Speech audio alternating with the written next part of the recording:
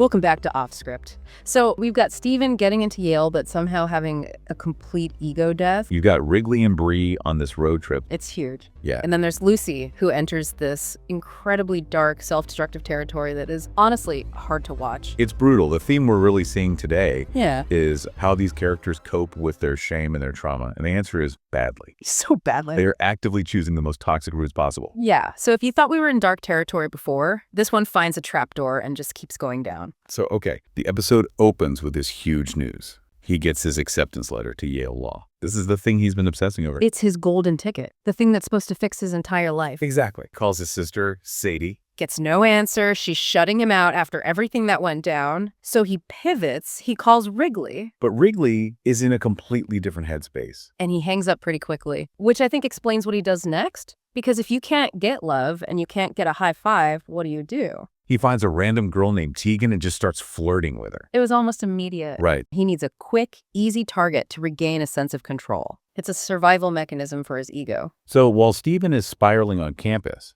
we get this completely different energy with Bree and Wrigley. They take a road trip to New Jersey. Yeah, Bree is visiting her estranged mother, Mary. Wrigley insists on driving her, which means they are trapped in a car together for 3 hours. It forces a level of intimacy we haven't seen between them before. And then they get to brunch. And this scene, it just gives us the missing puzzle piece for Bree's entire character. Absolutely. And Bree just puts on this performance. She's lying, acting like her life is totally together. She's curating her image. She wants her mom to see her as a success story. And we knew she was in foster care, but we never fully understood the origin until Mary just drops it at the table. Mary reveals that her mother, so Bree's grandmother, kicked Mary out of the house for getting pregnant at 14. It's just this cycle of mothers abandoning daughters, generational trauma laid bare. But what stood out to me most, usually Bree presents this cool girl, perfect version of herself to Evan, and Evan buys it. Evan buys the performance. But Wrigley is witnessing the reality. He is seeing the messy, painful truth of her family dynamic. He's seeing the cracks in the armor. So he becomes the holder of her true self in a way Evan never has been. Precisely. And that shared knowledge, that vulnerability, that is what leads us to the pool scene. The pool scene, okay. They are at this public pool in New Jersey. And Wrigley is teaching Bree how to float. The physicality of this scene is really specific. He has his hands under her pelvis, supporting her. It's a position of total trust. You have to surrender control to float like that. And safety is something Bree rarely feels. You can see it on her face. She's finally letting go. And they get so close, it looks like they are about to kiss. But they don't. He stops it because he's still officially dating Pippa. He shows restraint. He honors the commitment he has, even though the chemistry with Bree is overwhelming. Right, but that restraint doesn't erase the feelings. If anything, it makes the air between them heavier. It creates a what if. It just delays the mess. Yeah, exactly. So we see the overcorrection the next day. It's a panic move. We see it the next day back on campus. And right in front of Wrigley and Pippa, she publicly doubles down on her commitment to Evan. It's a total defense mechanism. She's terrified of the vulnerability she felt with Wrigley, so she runs back to the safe guy who only knows the performance. And Wrigley's face, he is just gutted. Absolutely devastated. And if you connect this to the 2015 timeline, this is it.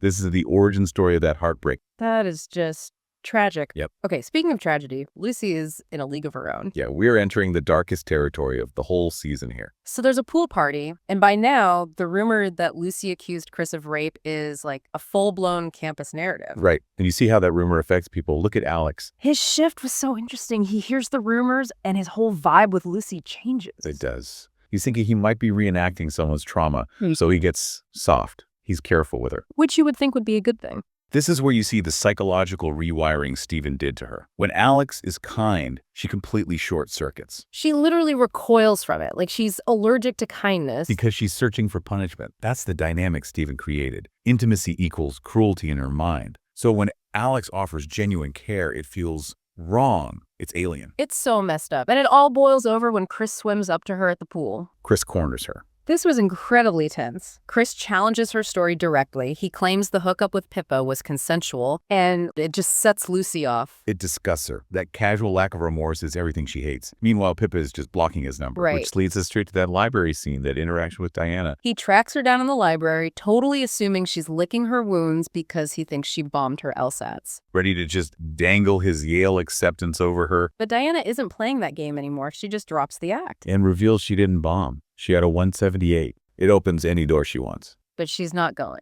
She is willing to alter her entire life's path just to make sure she never has to see him again. It just shows you how toxic he is. Right. Which brings us to the darkest part of the episode. The ending sequences for Stephen and Lucy. These two are on parallel tracks of absolute destruction. Let's start with Stephen. Okay. He starts scrolling through intimate photos of Diana. Photos she sent him in confidence when they were together. And he drags them into an email draft. We don't see him hit send yet, but the intent is there. We are in revenge porn territory here. He knows she got into Yale. He knows she has a relationship with her father. He is preparing a nuclear strike to humiliate her because she dared to make him feel small. It's chilling. It shows there's no bottom to his pettiness. And this might be the most disturbing thing the show has ever done. It is psychologically so dark. Lucy's unraveled by her day. She goes on her laptop, finds an old message. And she plays that voicemail. The one where Stephen just tears her apart, calls her pathetic, degrades her. And as she's listening, she's not crying. No. She's enjoying it. She is using his verbal abuse as erotic stimulus. I mean, we have to be blunt. She's getting off on him telling her how worthless she is. Exactly. Alex's kindness didn't register as intimacy, but Stephen's abuse, that feels like home to her now. She's addicted to the pain. She has completely rewired herself to believe pain is love. And the parallel this show draws is chilling. You have Stephen weaponizing cruelty outward with the photos. And at the exact same time, Lucy is turning that cruelty inward, using it as this combination of self-harm and pleasure. Right. So this episode really lived up to the title. It did. If we connect this to the bigger picture, the show is telling us that for these characters, healing isn't a straight line.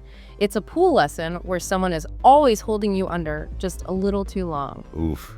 That is a haunting thought to end on. Drop your theories in the comments. And if this deep dive helped you process the madness, hit like and subscribe. We'll be here to break down the wreckage of episode 6. Until next time, script heads.